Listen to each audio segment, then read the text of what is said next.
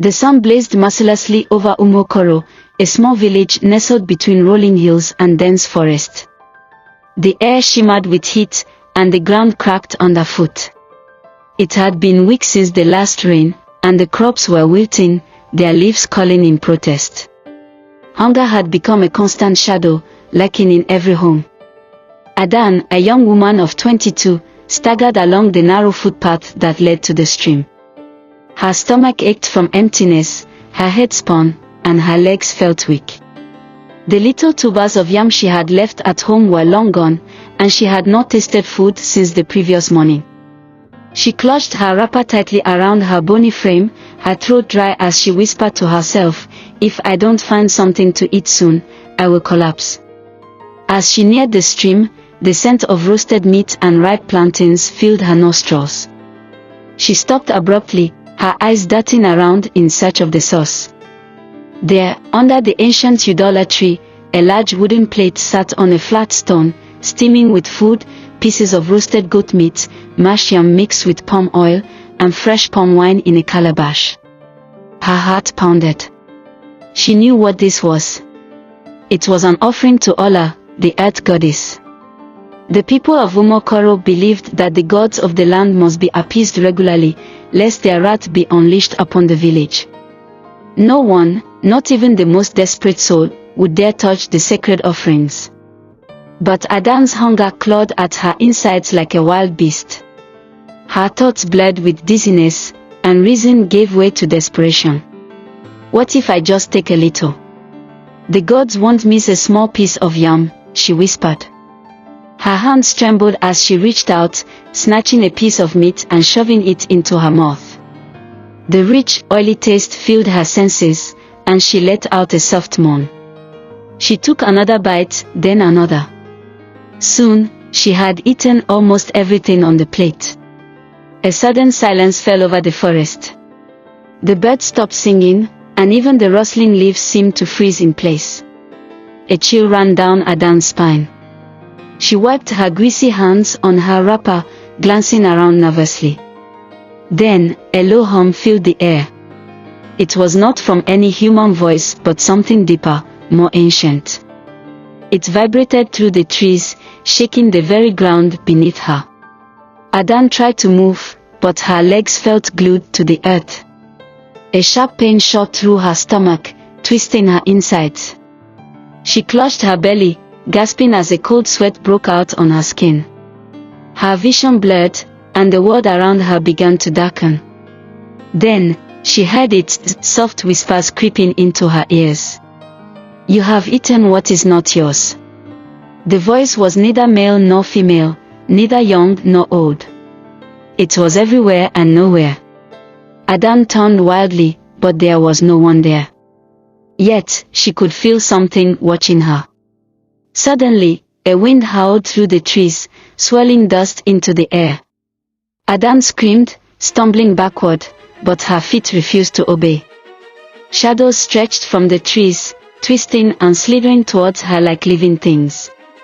Her stomach churned violently, and a voice inside her mind laughed, a deep, mocking laughter that echoed in her skull. Then, the real torment began. Adan's scream caught in her throat as an unbearable heat spread through her stomach, as though molten iron had been poured into her belly. She fell to her knees, clawing at her skin, but the fire did not stop, it only grew worse. Her vision blurred, and the trees around her seemed to melt and twist into monstrous shapes.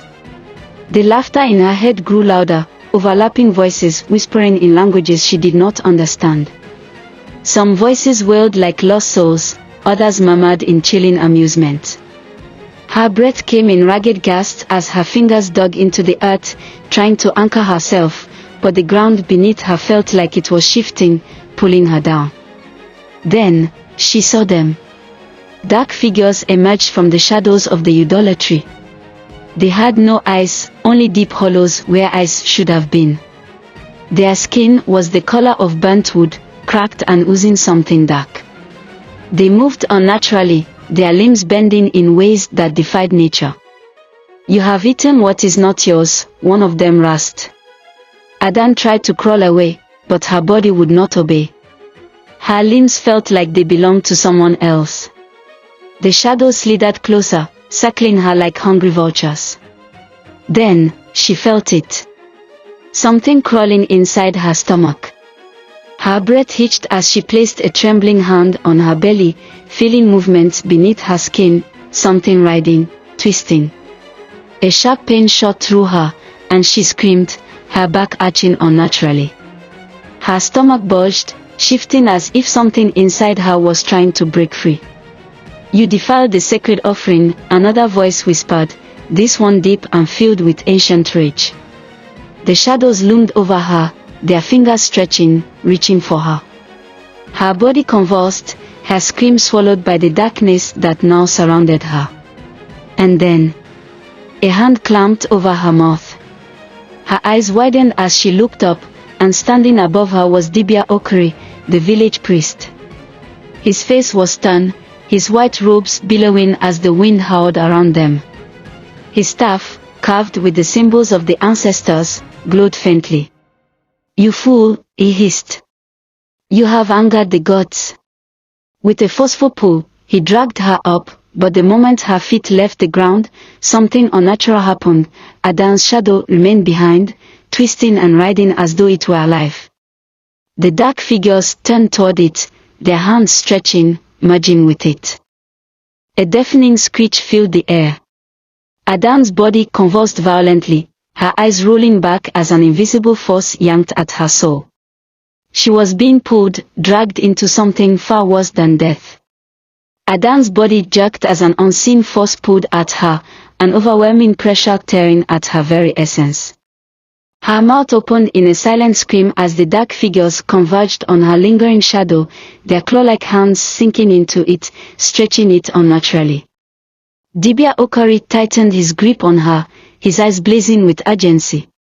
He slammed his staff into the ground, and a blinding white light erupted from its tip, momentarily scattering the dark entities. The air trembled with a deep, guttural growl that did not belong to any human or beast. "You have trespassed," a voice boomed from nowhere and everywhere at once. It was deep, ancient, carrying the weight of something far beyond human comprehension. The priest did not flinch. He tightened his grip on Adan's arm and began to chant in a language only the oldest in the village would recognize. His voice was steady, commanding, but Adan barely heard it. She was drowning in agony. Her stomach churned violently, her insides twisting as though something inside her was trying to claw its way out. She let out a strangled gasp as her skin rippled unnaturally. She could feel them, the spirits, inside her. Moving. Laughing. Whispering in voices only she could hear. Dibia Okori's chanting grew louder, his staff shaking as the earth beneath them rumbled. The dark figures shrieked, their bodies convulsing as the light from his staff burned through the air. But Adan's suffering did not stop. Her veins darkened, spreading like ink beneath her skin. Her fingernails lengthened into something inhuman. And then, she spoke. But it was not her voice. "You think you can save her, old man," the voice slithered out of her mouth, thick with mockery. "She belongs to us now." Her head snapped unnaturally toward the priest, her lips curling into a smile that was not hers. The priest did not waver. Instead, he moved faster, drawing a circle around them with white chalk from a pouch tied to his waist. The moment the line connected, a gust of wind howled through the forest, sending the dark figures recoiling. But Adan screamed. A black mist erupted from her mouth, her body arching as something was forcefully torn from her. The mist twisted in the air, forming grotesque shapes, faces contorted in agony, their mouths stretched in endless wails. The dark figures lunged at the mist, their forms merging with it, and then, silence. The wind stopped. The trees stilled. The priest exhaled sharply, gripping his staff as beads of sweat ran down his face. Adan collapsed. Her body was ice cold, her breath barely there. But the worst part was her face, her wide, unblinking eyes staring at nothing. Empty. And then, Her lips moved. A whisper. A name. One that should never be spoken. Dibia Okari froze. His blood ran cold. Because if she had uttered that name, then something far worse had been awakened. Dibia Okari's grip on his staff tightened as he leaned closer to Adan, his heart pounding in his chest. Her lips trembled, the name barely escaping in a whisper, but he heard it clearly. Ekwensu. The name of the ancient trickster spirit. The bringer of chaos. A sharp gust of wind swept through the trees, rustling the leaves like whispers of unseen moths. The priest swallowed hard. If Adan had spoken that name in her afflicted state, then something had already taken root inside her, something beyond the spirits that tormented her moments ago. He pressed 2 fingers to her forehead, murmuring a final incantation. A flicker of energy paused beneath his touch, and Adan's body jerked before falling still. Her breathing slowed but remained steady. The priest sighed, lifting his gaze to the darkened forest around them. The spirits had retreated. For now. But something was wrong. The air was too still. The night too silent. And then, Adan opened her eyes. They were no longer the deep brown of a village girl. They were black. Pure black.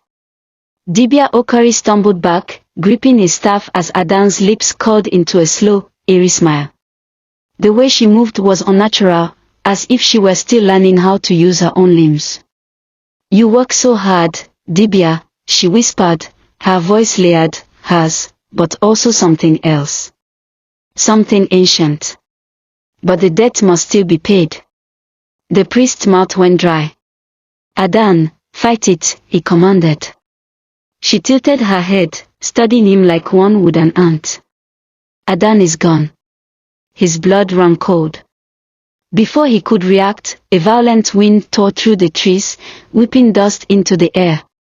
The ground beneath them cracked, and from the shadows, a low, guttural chuckle rumbled through the forest. It was not human. Dibia Okari clenched his staff, his mind racing. He had saved her body, but in doing so, he had opened the door to something far worse. The spirits had taken her shadow. But something else had taken her soul. And in the depths of the forest, something ancient had awoken, waiting for the debt to be paid. Dibia Okari stood frozen, gripping his staff as Adan, no, the thing inside Adan, took a slow step toward him. Her bare feet barely made a sound against the earth, but the weight of her presence sent a shiver down his spine. You cannot stop what has already begun, she whispered, her voice layered with echoes of something much older than the village itself. The priest knew he had one chance. Whatever had taken root inside her was strong, but it was not yet fully settled. If he acted now, there was still hope. He took a deep breath, slamming his staff into the ground once more. A bright light erupted from the carvings on the wood, forming a protective barrier around him. The creature inside Adan hissed, stepping back as the light singed her skin. Leave her, Okari commanded. Return to the darkness where you belong. A deep, guttural laughter rippled through the air, shaking the very trees. Adan's body convulsed, her limbs twisting unnaturally, but her face remained calm, that eerie smile still lingering on her lips.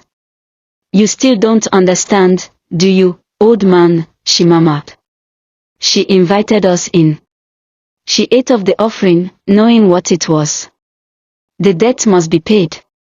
The priest's heart pounded. The food. Adan had not just stolen from the gods, she had accepted a pact without knowing it. His mind raced. He could fight off spirits, banish curses, and call upon the ancestors, but this was different. The law of the gods was absolute. Adan let out a sharp, bone-chilling scream, her body writhing as smoke-like tendrils emerged from her skin.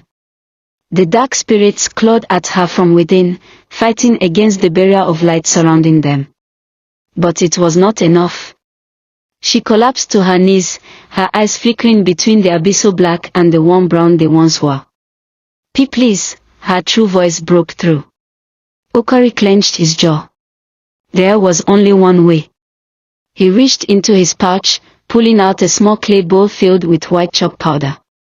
With swift precision, he drew a final sigil on the ground and chanted an incantation only known to the oldest priest. The air thickened, pressing down on them like an unseen weight. The spirits inside Adan screamed. Her body convulsed violently, and then... silence. The wind stopped. The earth stilled.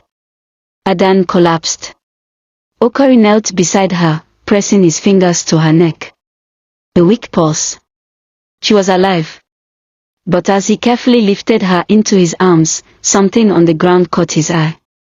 Her shadow. It was not hers anymore. It moved, just slightly, as though something within it was still watching. Waiting. The priest's jaw tightened. He had saved Adan's body. But her soul. That battle was far from over.